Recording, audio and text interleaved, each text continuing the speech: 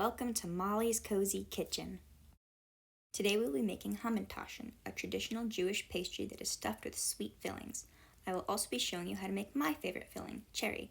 Let's get started. We're starting with the filling, using a recipe from My Baking Addiction.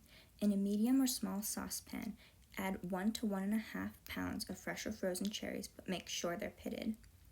1/3 cup of granulated sugar, 2 tablespoons of cornstarch. It's a little hard to get out here. You can see I have a struggle with that. 1 tablespoon of lemon juice. Freshly squeezed is best, of course. And last but not least, a 1/4 teaspoon of almond extract. This is optional, but the flavors play so nice together. Now you're ready to get it cooking. I nearly forgot to add a 1/4 cup of water, so make sure you do that before you turn on the heat. Speaking of which, set your stove to medium-high heat. My stove is very slow, so it took some coaxing to get it to that state. And keep mixing for about 10 to 15 minutes, continuing on medium-high heat. Whisk constantly. You do not want the cornstarch to clump until the liquid has reduced and the mixture has thickened slightly.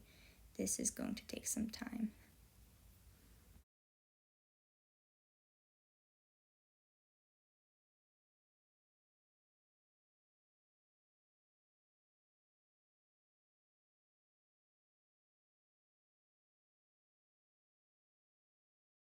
Once your filling has cooled slightly, pour it into cute jars and store in the fridge. You can make this a few days in advance. Now, let's get on to the dough. Let's get working on the Hamentashen dough. Start with 3/4 cup, that's 1.5 sticks of softened butter. You can use salted or unsalted. I prefer salted, it's a preference thing. Then add 2/3 cup of sugar and beat with an electric mixer, a stand mixer, or just your hands and a spoon until nice and light and creamy and fluffy. If you're choosing to use your hands like I did, this is going to take a long time.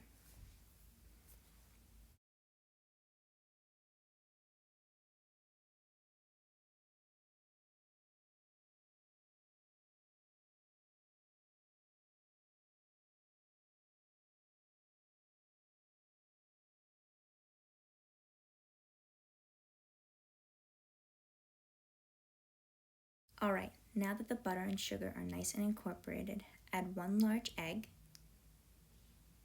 1 teaspoon of vanilla extract, and 1 teaspoon of grated orange zest. This is optional, but I think it adds a really nice citrusy flavor. And I forgot to include this at the beginning, but this recipe comes from the website Tori's Kitchen. Alright, now beat that together until it forms one creamy, homogeneous mixture. You would save yourself a lot of time if you used a stand mixer or electric mixer, and I have a perfectly good electric mixer, but for some reason I decided to use my hands, and that was a mistake, but I'm doing it.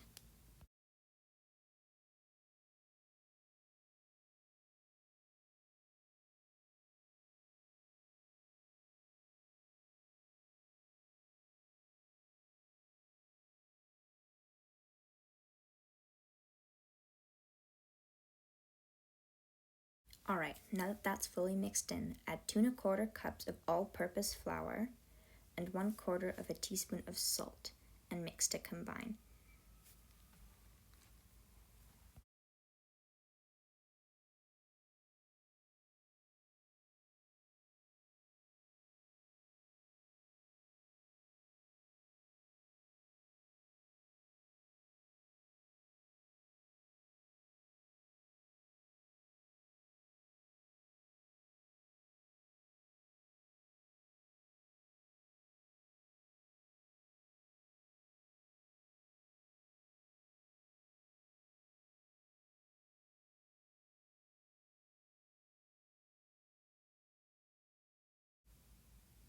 Alright, once your dough starts to come together, you can use your hands to keep kneading it into a smooth, sticky cookie dough.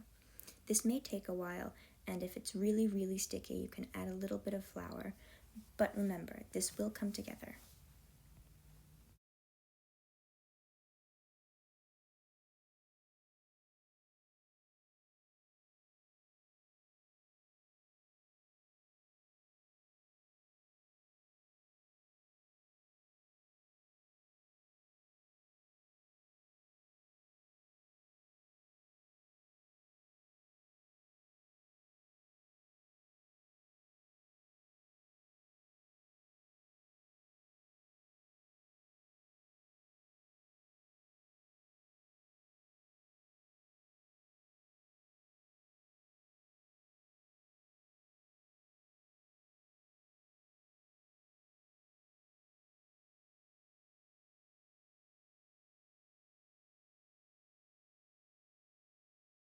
Once a smooth, slightly sticky dough forms, wrap it in plastic wrap and chill it in the fridge at least 3 hours and up to overnight. I made mine the night before I made the Hamentashen. Don't forget to take it out before you roll it out though, otherwise it'll be very stiff. You will see that I ran into a sort of problem with that. Oh yes, also struggle with your plastic wrap. That helps with the overall flavor of the dough.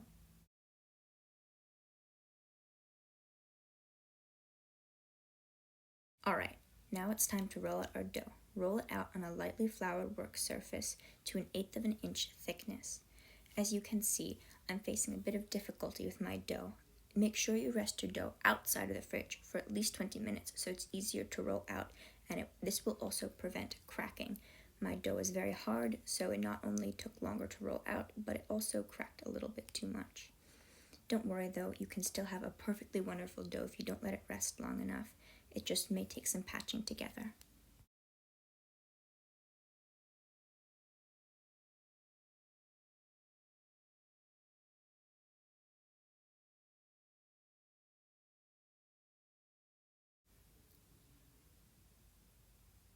If your dough starts to get a little sticky, you can always add more flour to your rolling pin and to your work surface. And if there are significant cracks, you can always patch them together or move dough to other places if it's too thin. Rotate the dough evenly so that every area gets evenly rolled out.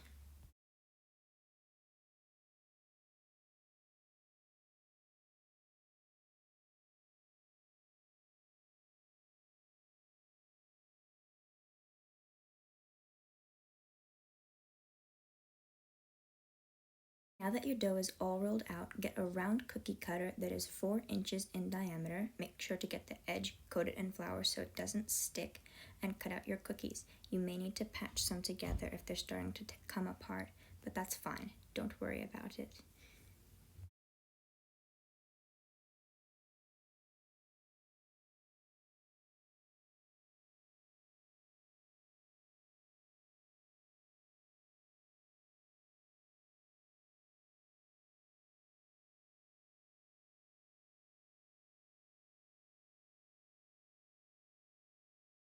Once you have all the cookie rounds cut out, remove the scraps. You can always re-roll these later and start filling.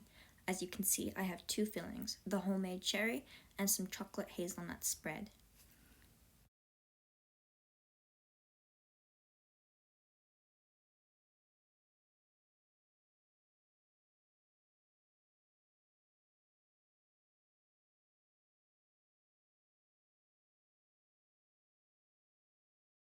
Alright, now onto the folding and filling. This part is a little trickier, but don't worry, I promise you will get it. Roll out your cookie round if it is a little bit too thick, and get a teaspoon of your filling. I'm starting with the cherry, and put it in the center of your cookie round. Then take the left edge and fold it towards the middle over. Then take the right edge and fold it over to form a triangular point at top, and take the bottom edge and fold it over the right flap but under the left so that it forms an infinity symbol triangle. It's a little hard to get at first, but don't worry, I promise you will get the hang of it.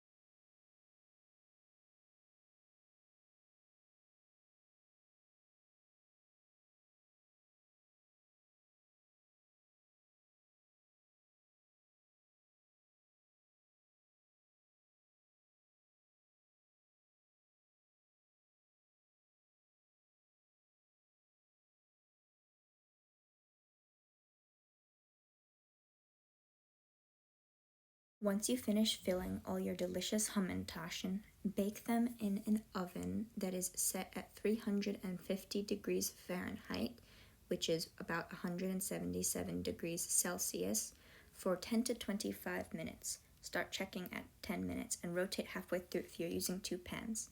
Take out once they're nice and golden brown and delicious. Now, here's my brother. He is trying one of the chocolate hazelnut filled ones. Let's see his reaction. And I get the brother stamp of approval. If you liked this video, don't forget to like, subscribe, and click the bell for notifications. If you want to check out the recipe, my website is in the description below. If you make this recipe, tag me on Instagram, which is also in the description below. Thank you so much for watching this video, everyone. Huge shout out to my brother for being the amazing cameraman and editor of this YouTube channel, and see y'all next time.